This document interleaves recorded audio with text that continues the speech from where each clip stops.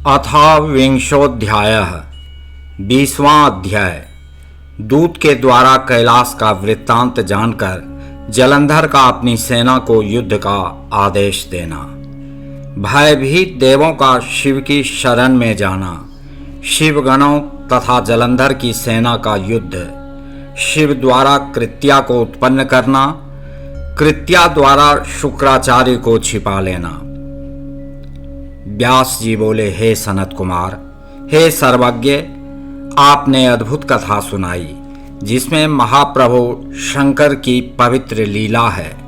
हे महामुने, अब मेरे ऊपर कृपा करके प्रेम पूर्वक यह बताइए कि श्री शंकर जी के भ्रू मध्य से प्रकट उस पुरुष के द्वारा मुक्त किया गया राहु कहाँ गया। सूत जी बोले, अमित बुद्धि वाले व्यास जी का वचन सुनकर ब्रह्मा के पुत्र महामुनि सनत कुमार प्रसन्न चित्त होकर कहने लगे। सनत कुमार बोले, वह राहु उस पुरुष के द्वारा वरवर स्थान पर मुक्त कर दिया गया, इसलिए वह वरवर नाम से पृथ्वी पर विख्यात हुआ। तब उस पुरुष के द्वारा इस प्रकार छुटकारा प्राप्त करने पर वह अपना नया जन्म मानता हुआ फिर गर्भ रहित हो शनय शनय जलंधर के नगर में पहुंचा।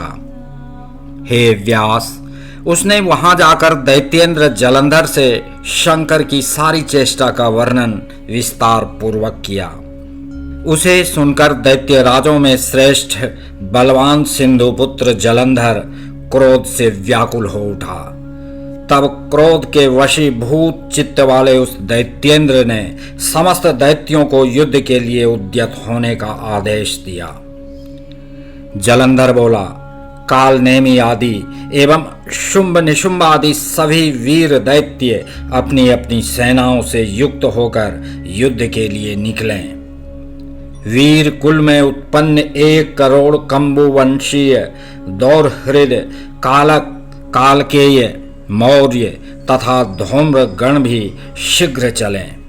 महाप्रतापी सिंधुपुत्र वह दैत्यपति इस प्रकार आज्ञा देकर करोड़ों दैत्यों को साथ लेकर शीघ्र ही चल पड़ा। शुक्र एवं कटे हुए सिर वाला राहु उसके आगे आगे चलने लगे। उसी समय जलंधर का मुकुट वेग से खिसक कर पृथ्वी पर गिर पड़ा और समस्त आकाश मंडल वर्षा काल के समान मेघों से आच्छन्न हो गया तथा मृत्यु सूचक बहुत से भयानक अपशकुन होने लगे।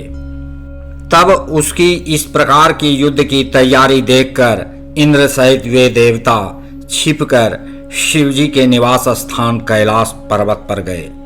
वहां जाकर इंद्र सहित सभी देवता शिवजी को देखकर उन्हें प्रणाम कर कंधा झुकाए हुए हाथ जोड़कर स्तुति करने लगे। देवता बोले, हे देवदेव, हे महादेव, हे करुणाकर, हे शंकर, आपको प्रणाम है। हे महेशान, हम शरणागतों की रक्षा कीजिए।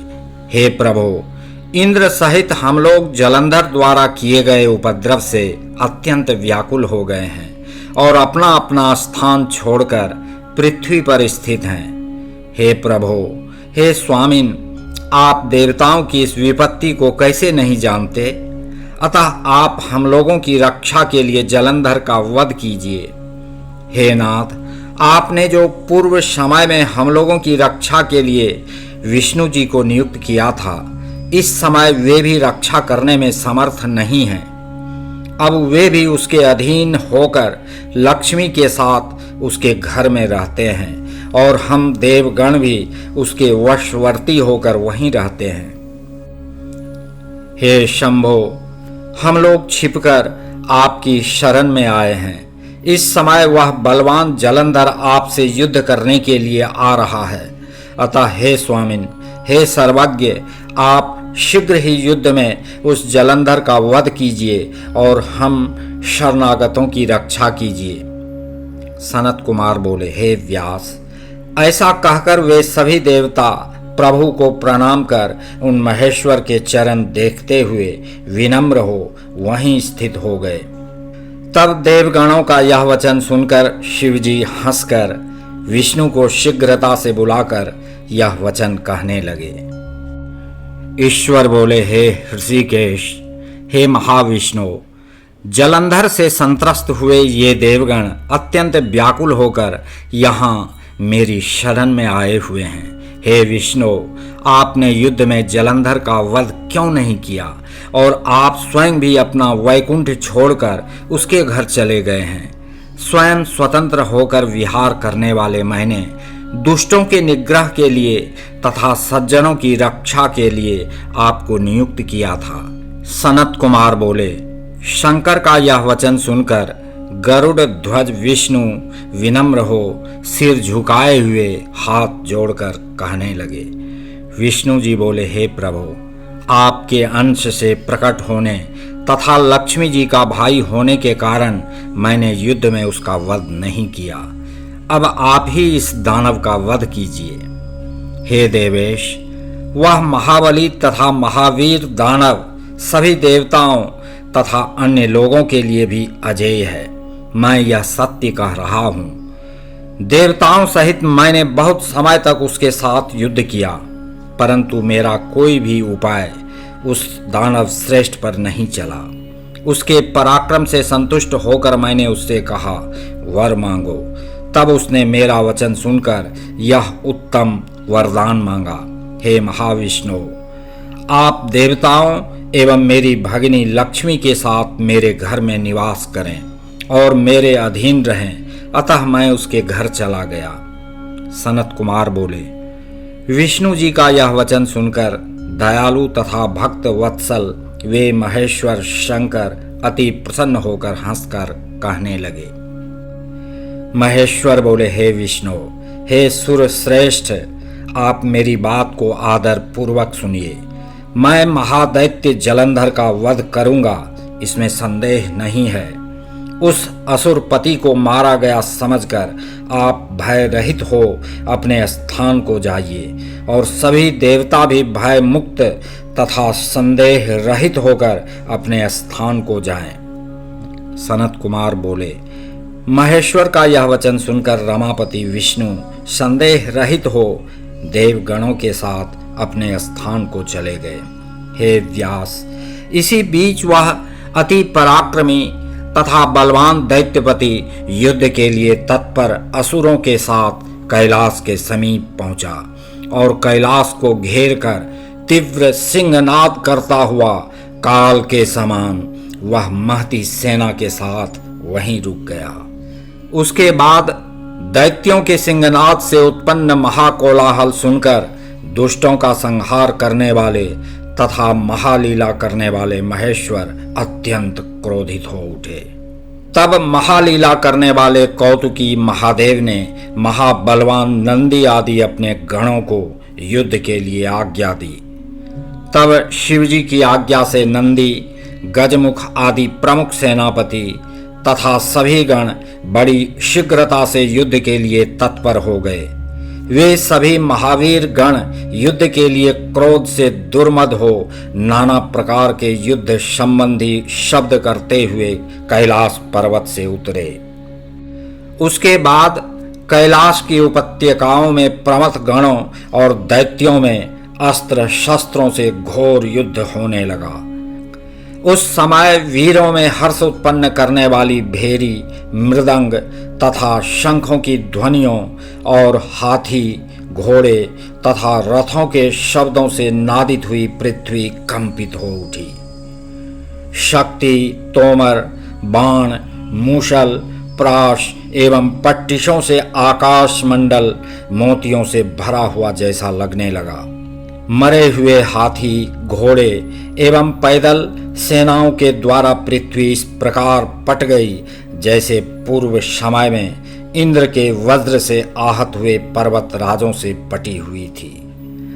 उस समय प्रमथों के द्वारा मारे गए दैत्यों एवं दैत्यों के द्वारा मारे गए प्रमथों के मज्जा, रक्त एवं मांस के कीचड़ से पृथ्वी व्याप्त हो गई, जिससे उस पर चलना असंभव हो गया। तब शुक्राचार्य प्रमथ गणों के द्वारा युद्ध में मारे गए दैत्यों को मृत संजीवनी विद्या के प्रभाव से बारंबार जिलाने लगे। उन्हें इस प्रकार जीवित होते देखकर व्याकुल तथा भयभीत सभी गणों ने देव देव शिवजी से शुक्राचार्य की सारी घटना निवेदित की। यह सुनकर भगवान रुद्र ने अत्यधिक क्रोध किया और दिशाओं को प्रज्वलित करते हुए वे भयंकर तथा अत्यधिक रौद्र रूप वाले हो गए। उस समय रुद्र के मुख से महाभयंकर कृत्या प्रकट हो गई। ताड़ वृक्ष के समान उसकी जांघें थीं, गुफा के समान उसका मुख था। हे मुनिषत्तम, महाभयंकर वह कृत्या बड़े वेग से युद्ध भूमि में आ गई और महान असुरों का भक्षण करती हुई विचरण करने लगी। इसके बाद वह निर्भय होकर शीघ्र ही वहां जा पहुंची जहां महान दैत्यों से घिरे हुए शुक्राचार्य थे। हे मुने, वह अपने तेज से आकाश एवं पृथ्वी को व्याप्त कर शुक्र को अपने गुह्य देश में छिपाकर आकाश में अंतर्धान हो गई। तब युद्ध दुर्मत दैत्य सेना के वीर शुक्राचार्य को तिरोहित देखकर मलिन मुख होकर रणभूमि से भागने लगे। शिव गणों से भयभीत हुई असुरों की सेना वायु के वेग से बिखरे हुए तृण समूह की भांति भागने लगी। इस प्रकार गणों के भय से दैत्यों की सेना को छिन्न भिन्न होते देखकर सेनापति निशुंभ, शुंभ एवं काल नेमी को महान क्रोध हुआ। उन महाबली तीनों सेनापतियों ने वर्षाकालीन मेघ के समान बाणों की वृष्टि करते हुए गणों की सेना को भगाना प्रारंभ किया। उन असुरों के बाण शलभ समूहों की भांति आकाश तथा सभी दिशाओं को व्याप्त कर गणों की सेना को कपाने लगे। सैकड़ों बाणों से विंधे हुए तथा रुधिर की धारा बहाते हुए शिवगण वसंत ऋतु में किंगशुक के पुष्प की भांति सुशोभित हो रहे थे और उन्हें कुछ भी ज्ञात न हो पा रहा था। इस प्रकार अपनी सेना को छिन्न भिन्न होते देखकर कुपित हुए गणेश, कार्तिकेय एवं नंदी आदि महाक्रोध कर बड़ी शीघ्रता से उन महादैत्यों को रोकने लगे।